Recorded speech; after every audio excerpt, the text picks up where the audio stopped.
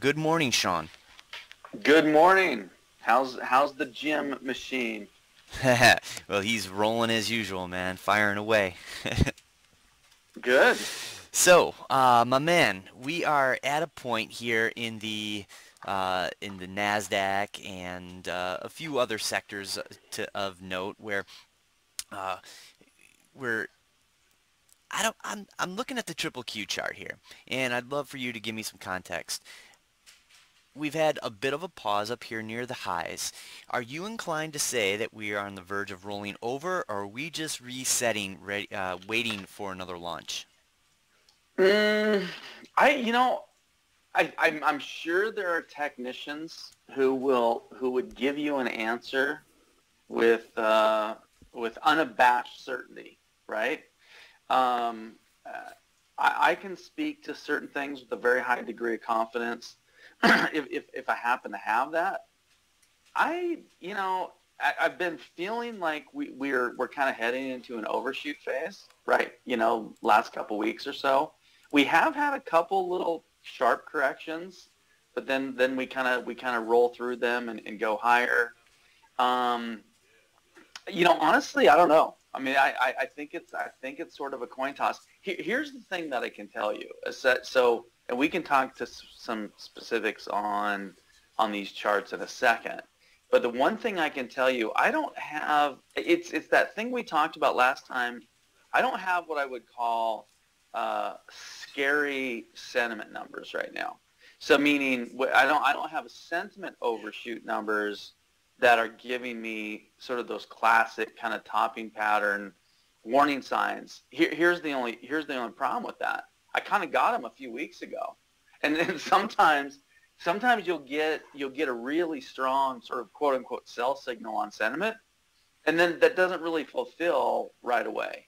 And then what you'll get is you almost can kind of get a delayed reaction. I mean, I will say this. I think the easiest thing to say is that, look, okay, QQQ 185, not nearly as good of a buy as it was at 143.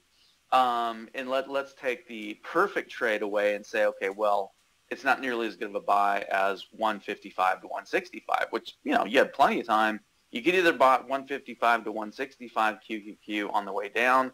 You had plenty of time to accumulate at lower prices. You also had plenty of time to buy that range on the way up. And by the way, I would say that was a fat pitch range. In fact, you had an inverse head and shoulders pattern that you could have played. So what we have now is we have a big move out of a really, really textbook, beautiful inverse head and shoulders pattern, which is fulfilled nicely higher.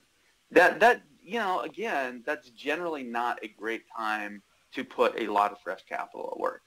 So, the way I like to see it, or the way I look at it, is instead of having a buy or sell right here, right now, where are your odds? I think your odds were way more favorable lower.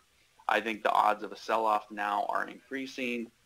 I do think the market basically needs a reset. And as we head into an earnings period, I think just the opposite of last quarter. Last quarter, we still had, I mean, even at late January, prices were still relatively subdued.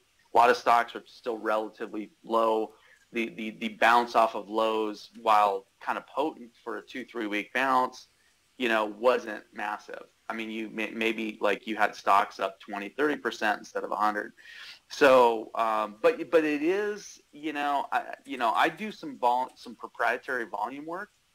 I don't show the institutions right now are buying more stock than they were in mid-February. So my institutional buying kind of sentiment / volume kind of oscillator, if you will, peaked in mid to late February, early March. So basically since late February, early March, institutional selling has been going down. So again, that sometimes can have a lagging kind of deal. Other classic technical indicators, whether it's MACD, RSI, ADX, whatever, they're not really going to higher highs. So prices are going higher. Technical indicators are not going higher. That's your sort of textbook negative divergence. However, I've seen markets go up a lot under a negative divergence.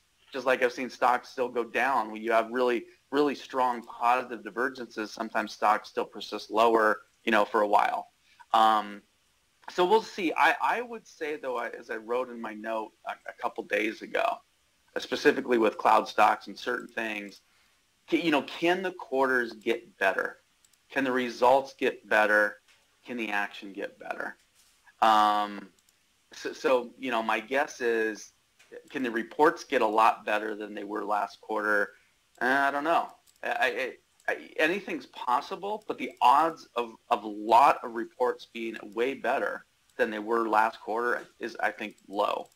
So then, can the stock action get better? Well, maybe. But again, the odds are low.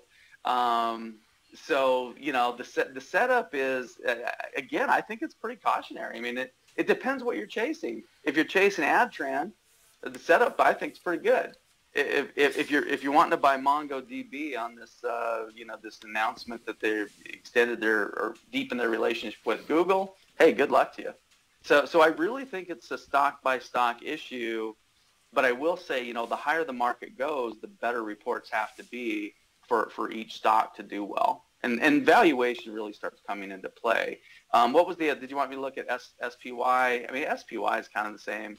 Well, SMH is, chart. It was, SMH. yeah, the semiconductor sector. So SMH is where I was going on the next one. And I assume that it's going to be pretty similar to your readings in the triple Qs. But well, let's do one thing real quick. Sure. Okay, so if you look at the QQQ,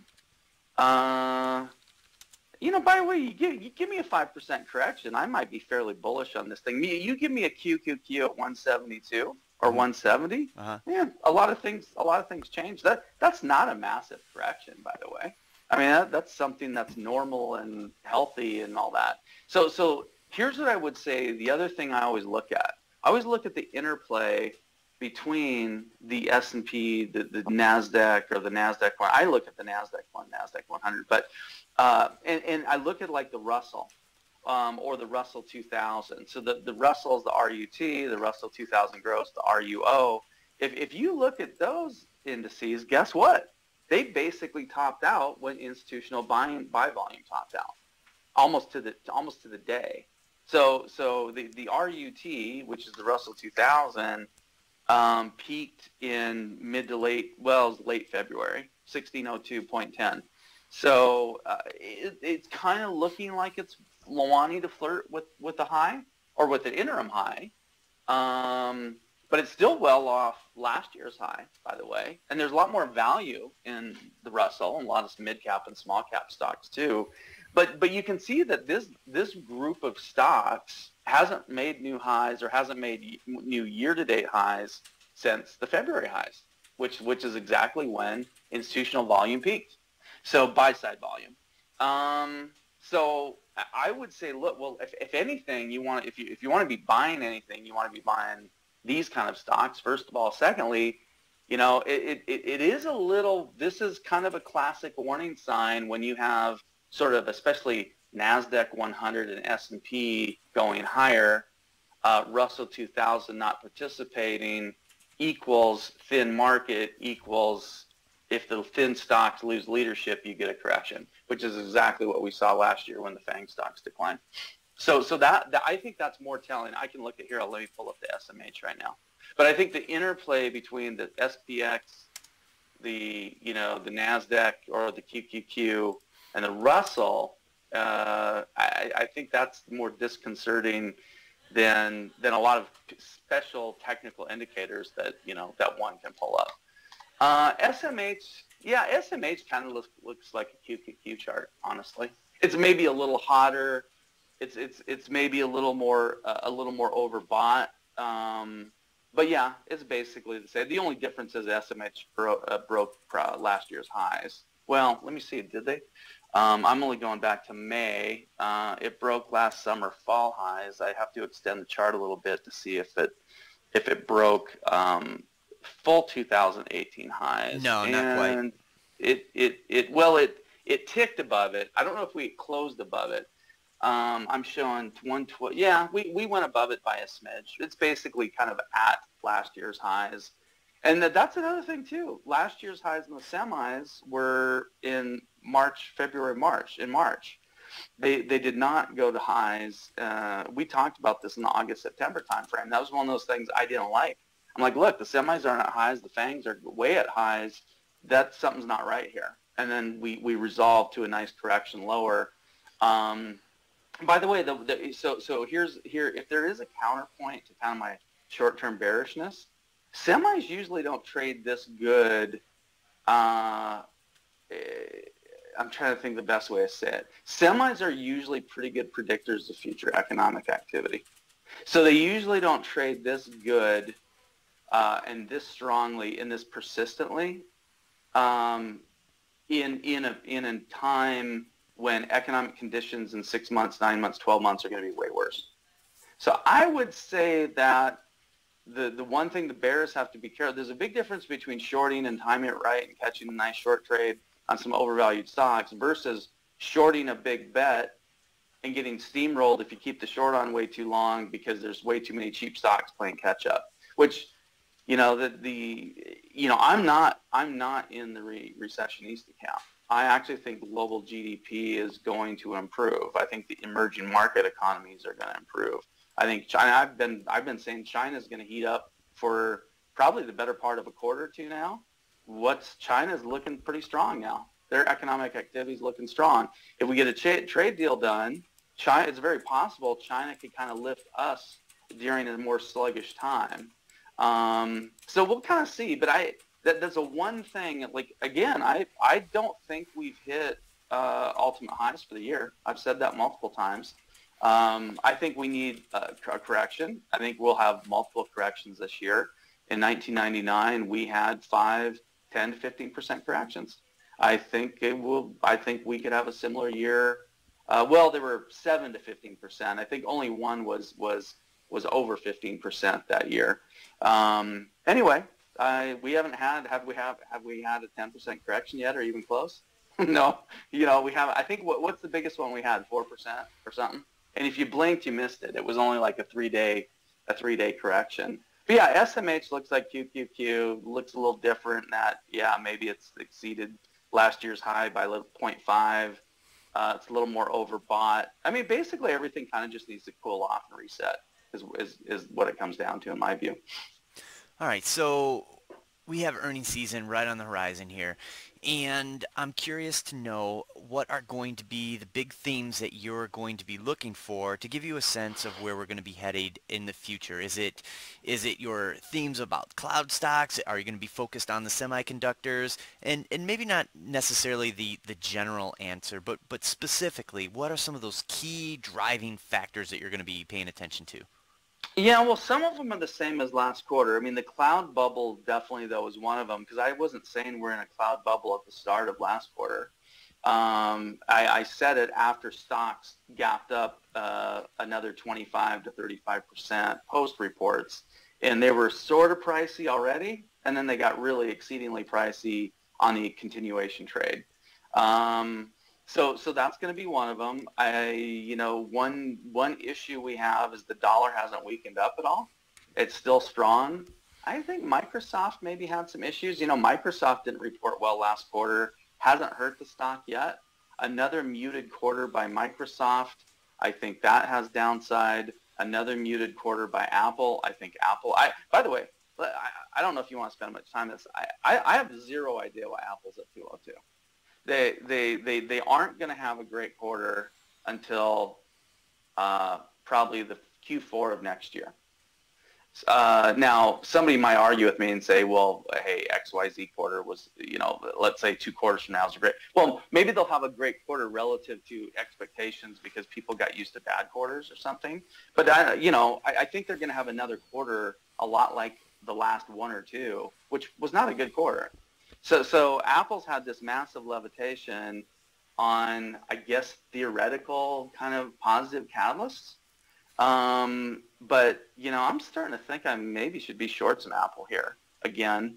So I just don't really get it. And usually when I don't get it at all, because, by the way, I mean, this is one of my most loved stocks of all time.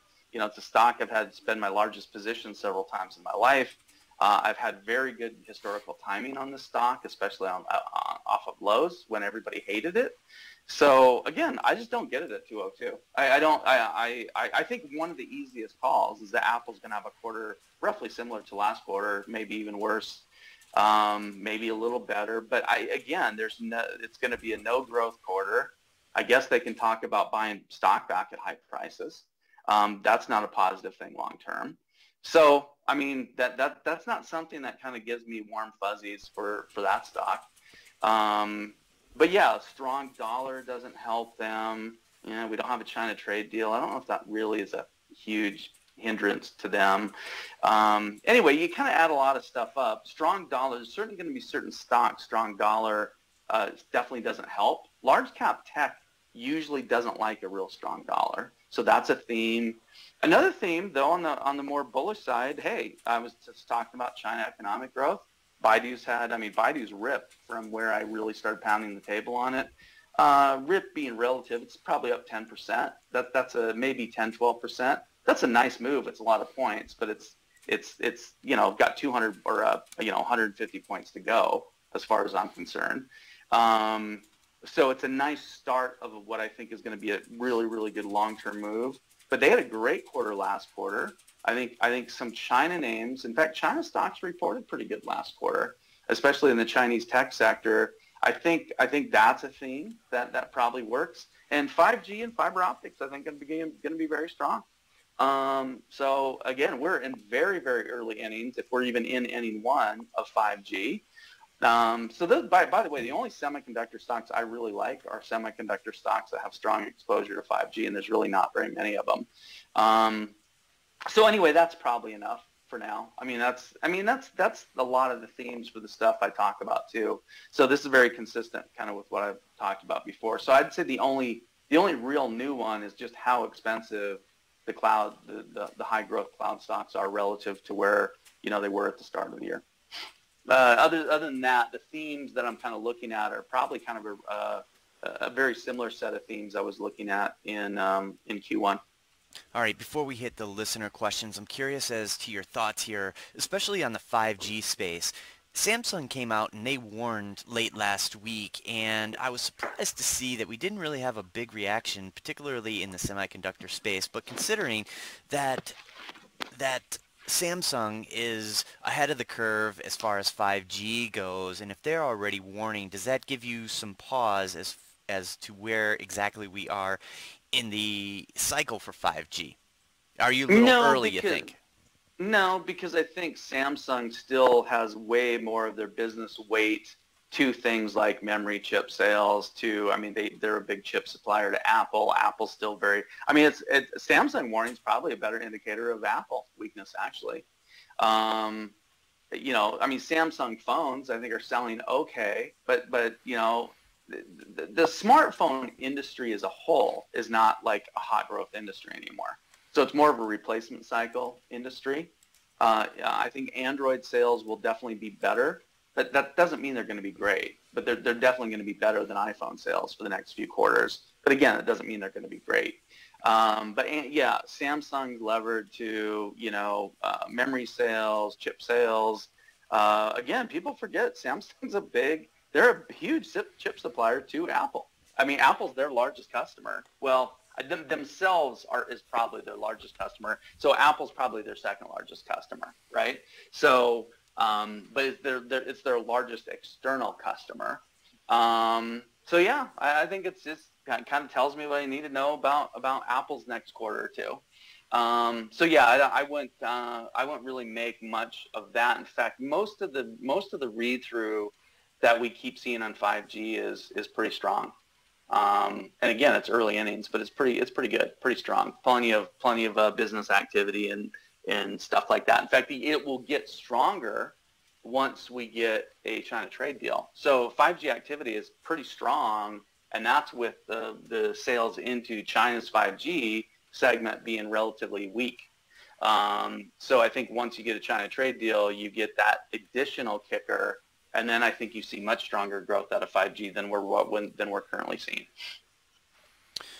All right, so we're going to dive into listener questions here, and we got a lot of them over the last couple of days. So Hopefully I can get all these in. And I think one question that many may be confused about is in the cloud space, but this one relates more to Cloudera, and I'm going to read it to you.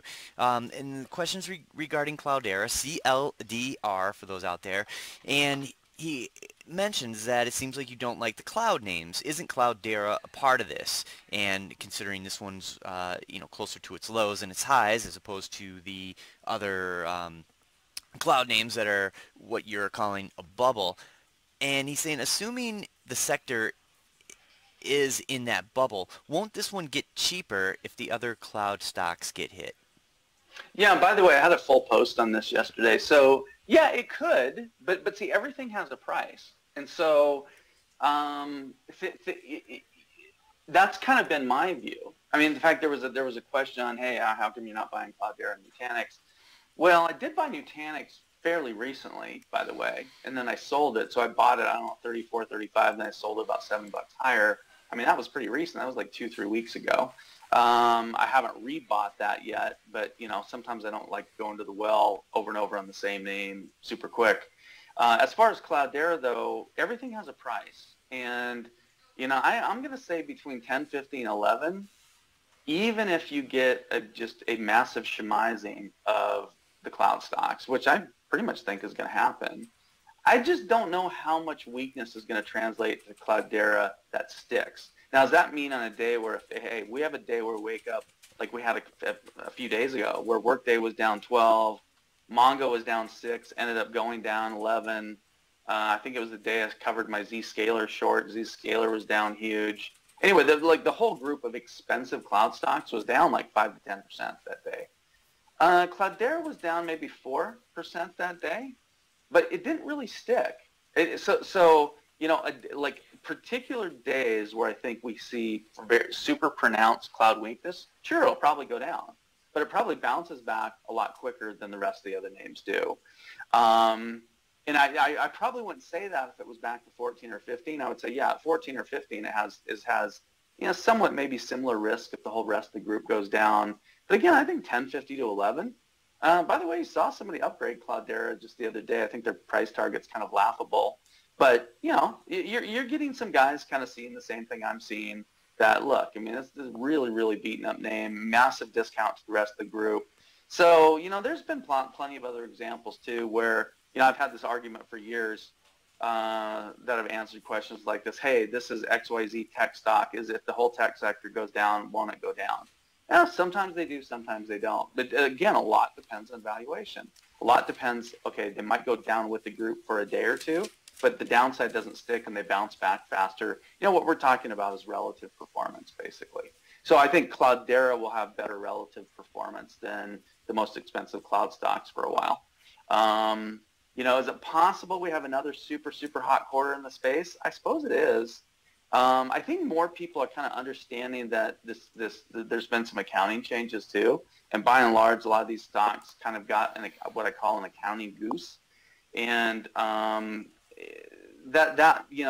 benefit from an accounting change tends not to be as durable because it's kind of a one-time thing, and it's a one-time thing. It might last a couple quarters, but that could be a one-time thing. So yeah, again, I don't overly worry about Cloudera. Relative to the group, because again, I think it's taken the pain. But at the same time, maybe the fact that, hey, it is part of that group. Here would be, if the question would have been, hey, are you not adding to Pivotal and ZUO because they're in the cloud group and you're worried that they might go down with the more expensive cloud names? I would definitely say yes. I think with Cloudera specifically, it's so much more beaten up and so much cheaper. Pivotal trades at probably like a 40 to a 50% discount to the most expensive cloud names. Cloudera trades at like a 75 to an 80% discount. But like Pivotal and ZUO, I think are relatively cheap. But yeah, they might be more prone to getting hit with if the rest of the group kind of takes a beating. But I'm still willing to own them in partial positions. But I'm kind of waiting. I'm kind of biding my time to add to Pivotal and ZUO. Even though I like those stocks, I don't mind the prices right here. I would say those two are more subject to dropping with the group. But again, I think Cloudera has pretty much taken the pain. So I'm less worried about Cloudera dropping. The other thing too, I don't get that. Okay, so let's say it drops another 10 or 15% or something over the next quarter. I don't know. I'm not going to sell it. So it doesn't really. It might just let me buy more lower later, but it's not going to change my current position at all. So it's more. I would just say more. I guess I'm less concerned about it or not concerned. And I have relatively full Cloudera position too. I think actually, to be honest, the fact that I have a relatively full, if not pretty full Cloudera position has much more to do with me not buying more Cloudera, especially when it was like 11 even or whatever, than worrying about if Cloudera is going to drop if Mongo goes to $70 or something like that. All right, so let's move over into LYFT. Now, you got involved in this one last week, or was it shortly after the IPO? The stock hasn't been trading that long, but you did add to this one today at 68. And some of the listeners were looking for some color on this yesterday. So since you added today, why don't you provide whatever color you're looking to? Well, yeah, I mean, I was pretty clear. I mean, I basically said I bought some a couple different times. I bought another piece and said, look, I think this is a short-term trade, short-term trade to 75, and it went there. It hit it. So there was that trade, and I didn't think I was going to get 68 today. I probably wasn't going to buy it back. I was going to let it kind of settle and rebuild and base. Mm-hmm. But it went, it hit 68 instead of sitting between 70 and 71. If it sat between 70 and 71 for a few days, I'd probably just let it sit there and then maybe fire at it later. But hey, they're going to give me 68 lower. I bought some back. So in this time, I'm not really looking for 75. I'm probably looking for 71, 72, and I'll exit this piece there. Now, if it's ripping, I'll let it go. But yeah, I'm basically thinking 3-4 points. I mean, I think people just need to, build a trading plan. If look, is it a name that you want to trade? Is the name you feel fairly comfortable that's not the bottom's not going to drop out for you? If you do, then you can have a fair degree of confidence of buying it when it dips. Taking clips out of it. And, again, the simple math, you trade it 10 times for 3 points, there's 30 points of value. You can withstand a lot of short-term losses on individual entries if you grab 30 or 40 points of value trading the stock. And, I've been trading Twitter like this for years. So, but yeah, I think LYFT will give us quite a bit of volatility. I think it'll have some downside. I think it'll have some decent upside. I'm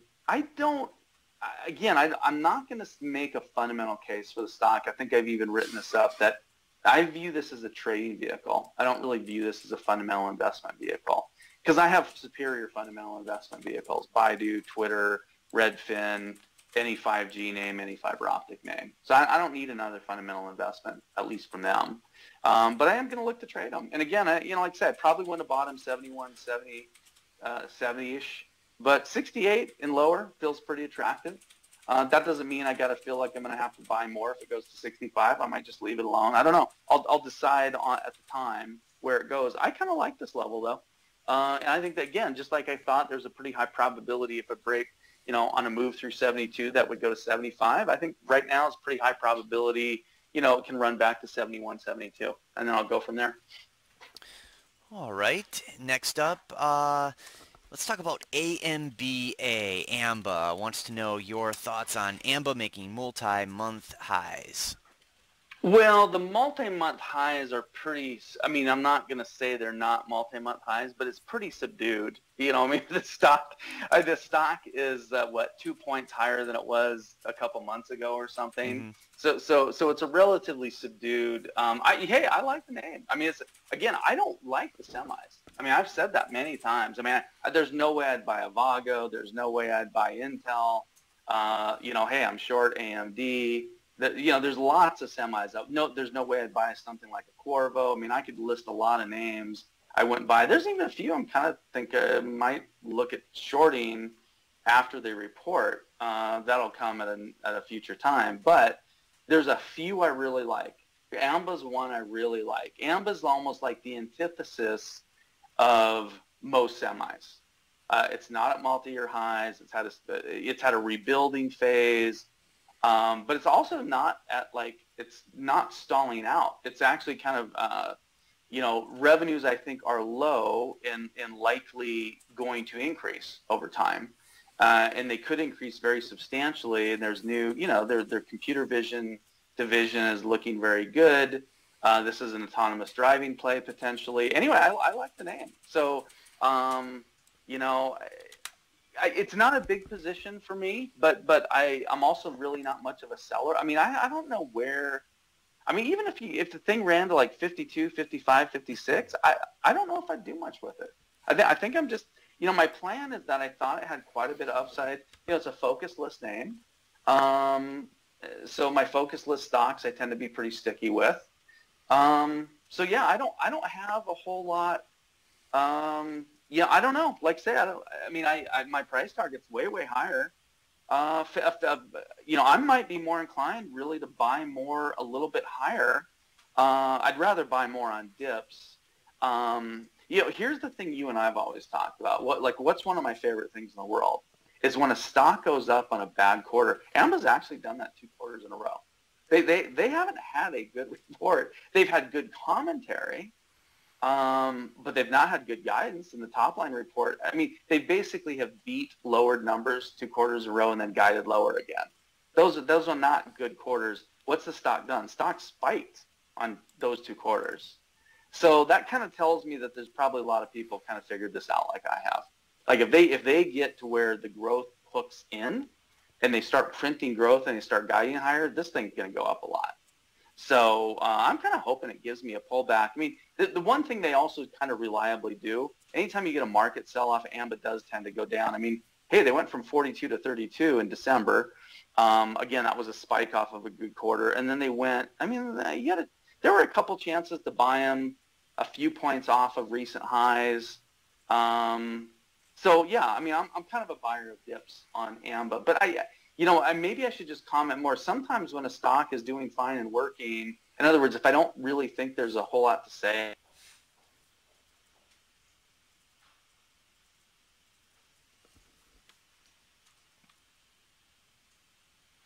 Sounds like we lost Tech Trader there.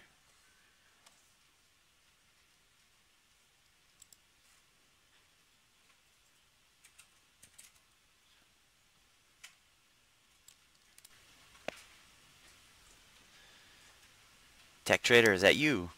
it is. All right, yeah, so the gremlins migrated to your place. That's okay. Anyway, I think I was pretty much done. All I was going to say is that I'd rather buy it on weakness. I'd rather buy AMBA on weakness. But it's not like it's gone up a whole lot. There's other positions I'm working right now. There's other things I've kind of preferred accumulating.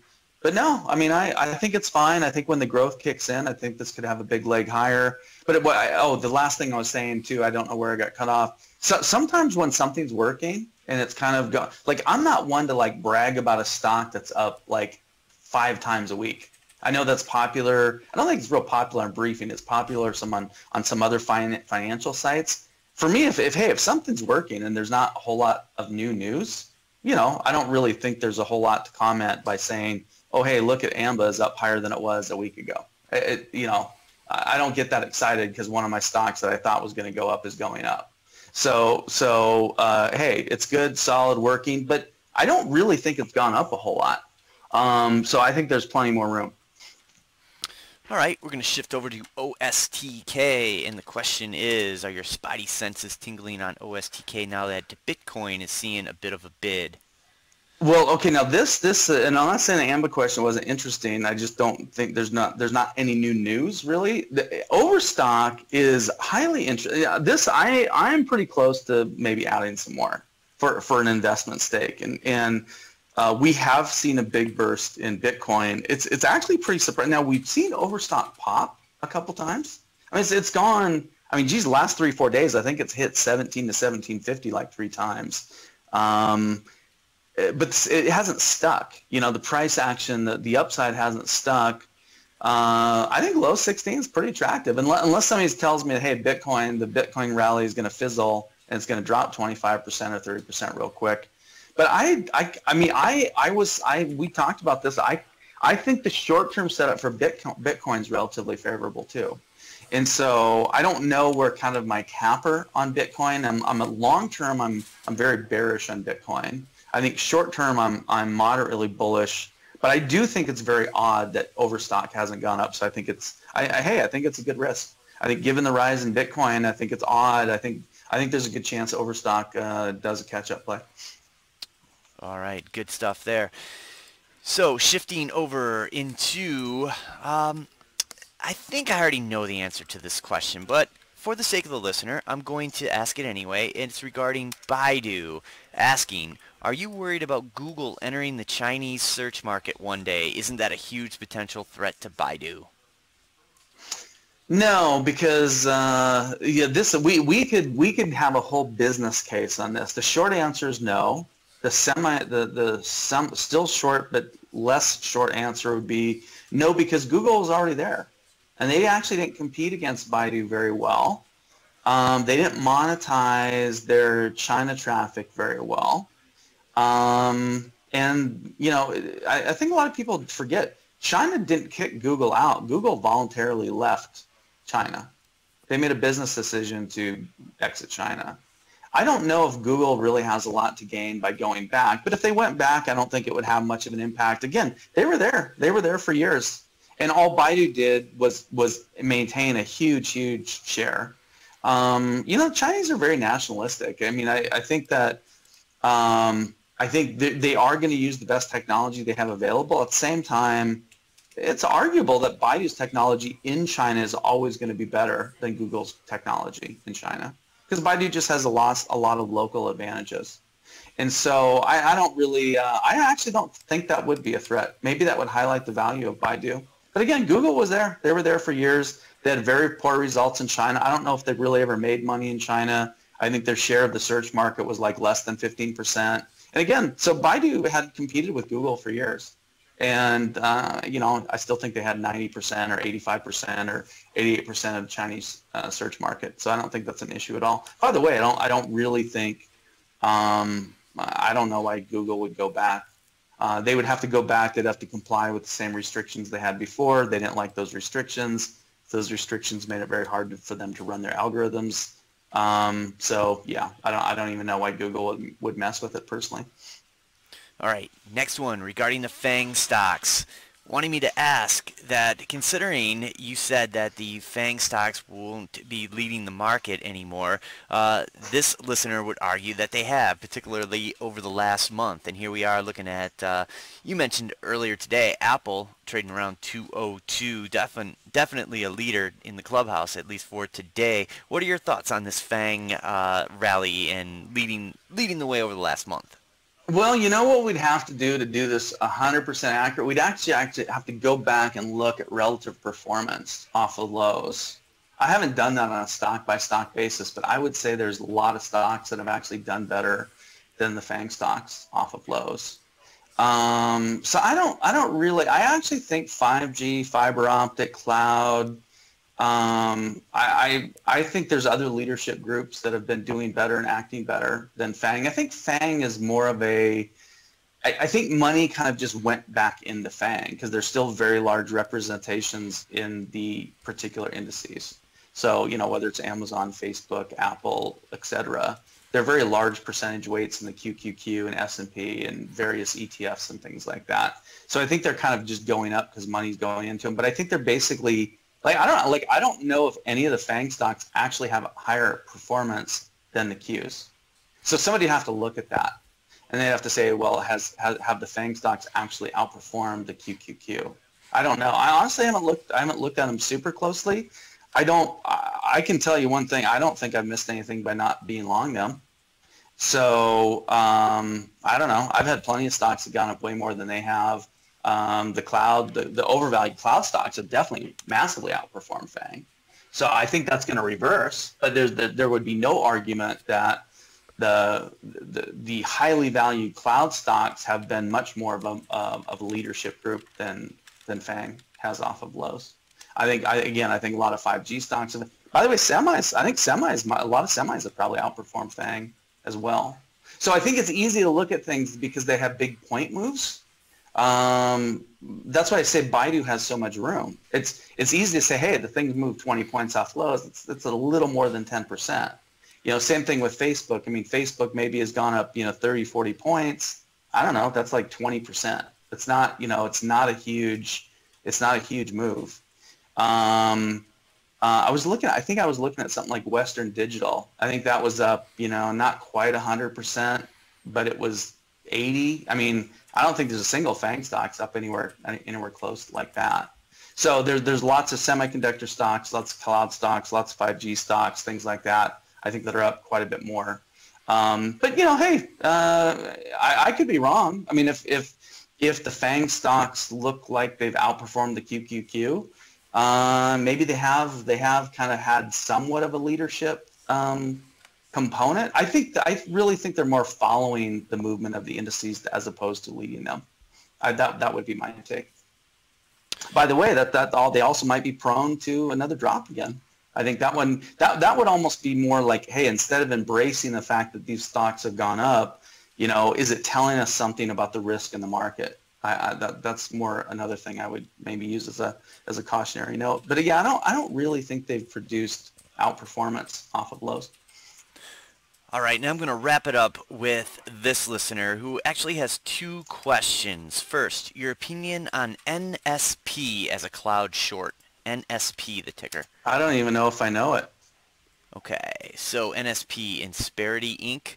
I'm not all that familiar with this one either. Don't know it. Okay, well, that makes that one easy to move on to. So the next one is... It's rare that I literally don't... I think I've seen a commercial about Insperity. I thought it was like an insurance company or something, honestly. Yeah, it's rare that I don't know some, like especially in tech. I honestly don't think I know it. All right, well, we're going to move on to Bloom Energy, BE. This is one that you're involved with, and the question is, their proprietary technology seems to fit all the talking points of clean energy with cost savings and no real competition. This can scale from the grid to large companies to homes. The TAM seems very large. Why is the stock acting so poorly? Well, I mean, it's had some just viciously lovely spikes off of lows. Yeah. See, everything's relative to results, I guess. But yes, it hasn't. It's up a decent percentage off of lows. It gave up a huge. I mean, at 16, I think it was almost a double off of lows percentage-wise. Not quite. It was probably like maybe 85, 90%. Obviously, it's sold off from that spike high. Here's to me, BE is acting more like a normal stock. It's as opposed to a stock that's on permabid because EFT money is pushing it up. So I like stocks that are acting normally. I like stocks that are acting more like how stocks act, which means the movement of them is more random than precision, perfect angles on a chart and things like that. I mean, it is kind of mysterious. I think this is partially explained by what we talked about when we opened up today, which is if you look at the fact that my proprietary volume studies on institutional buy-sell programs and volume peaked in February. And the Russell 2000, the Russell 2000 growth also peaked in February. It's possible that they make a new year-to-date high. They're still way off of last year's highs, though. So BE would probably be much more in line with the performance of the Russell than the performance of the Qs. And so, again, really perfect questions leading into perfect questions here. So the performance of FANG is likely being pulled up by the Qs going up, whereas the performance at BE is likely stalled out because the Russell has stalled out. That's not 100% explanation, but I bet it's a good chunk of it. 50, 60, 80%. I mean, it's hard for small and mid-cap stocks to really excel if the Russell is sort of, the Russell's almost put in sort of a stealth correction, to be honest, over the last like 4 to 6 weeks. So it would not really be that uncommon for components of the Russell to kind of have similar volatility and similar, you know, not same percentage downside, but at least downside activity. The only interesting thing, here's the only mysterious thing on BE. I think they priced at a relatively reasonable IPO price. Didn't have much of a spike. It did have a pretty good percentage move one time to its ultimate high. And then it was nothing but a death spiral trade. This reminds me, by the way, if people have been with me a long time or listened to me a long time, this reminds me a lot of Nutanix. The very first time I latched in Nutanix and did exceedingly well on it. But I mean, I had people screaming at me about Nutanix because I started probably buying it in 1921, ultimately settled around 15. But it traded very poorly relative to a lot of other things. Well, guess what? It resolved and fulfilled and ultimately went to 60. I was probably out between 45, 48, I think were my high sells on it. So the bottom line is BE kind of looks like that. The lockup expiry hammered them. They also were, their lockup expiry sort of happened right at the time that last year's mini crash occurred, you know, the November, December sell-off. So they were having their lockup expiry thing probably got just jammed way lower than it should be. But then people have memories of that. The chart has memories. The technicals have memories. And so it's got to go through a recovery process. And there's usually a few spikes that get retraced, you know, typical Fibonacci retracements. So I think it's almost like it's trading more technically, and maybe it's got to just stack up one or two more good quarters. But they've reported very well since they've been a public company as well. So we'll just have to see. I don't know if, you know, like something like a SunPower's acted terribly. I don't know if very many solar stocks have acted well. I think by and large the alternative energy space has kind of been weak too. It hasn't really gotten a big boost out of the lift of the market off lows. So BE is probably also part of that space. And so if you get a hot alt energy trade, BE probably gets hot with that alt energy trade. Or if they have another couple quarters like the last two, I think you could see them, you know, trade much better as well. All right. Honestly, I like it. This is a name I've been trading. So, I mean, you know, I do like it for an investment stake. I think, honestly, I don't even know where it could go. I mean, it's still very cheap, 16, 17. I mean, the technical high on it, what was the all-time high? 36, 37. I don't think it's real expensive there, fundamentally. I don't know. We'll just have to see. I mean, this thing kind of went crazy. I mean, it was almost 100% mover off of lows. It's done a kind of a typical kind of a 50%, 61.8% Fibonacci retrace. It's kind of right in that zone right now. I don't know if it'll really take this much to have a pretty good spike higher. I like this name a lot, actually. For a spec name, I'll say I like it a lot. I wouldn't put it in the camp with Twitter and BIDU and my 5G thesis, but for the risk of the name, I think it's very favorable. All right, Tech Trader, good stuff as always. We'll have you back on next week, and we'll probably dive in a little more of a earnings preview. I'm sure you're going to be busy this weekend getting set up for that. So, yeah, I think next week it starts, man. Yeah, well, we do get underway with some of the financial names. They kick off on Friday, some of the bigger ones anyway. So that'll be a great time to get us set up for the tech earnings, because they'll be out, I believe, the week after. And then well, Apple, I tell you what, we had sure.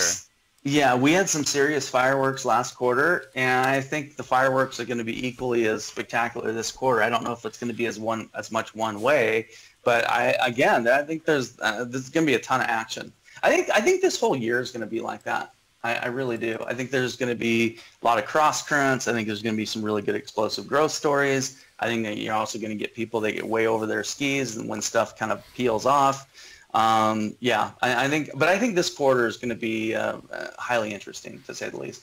All right. Well, all that sounds good. For what it's worth, Apple doesn't come out till April 30th. I'm surprised how late that comes out, but so we'll have lots to talk about. Yeah, we'll have lots to talk about until then. So thank you. Yeah, well, you typically have banks for a week, and then you have one more week, and then I guess it's kind of week 2/3 where you get kind of the big boys a lot of them come out at the same time.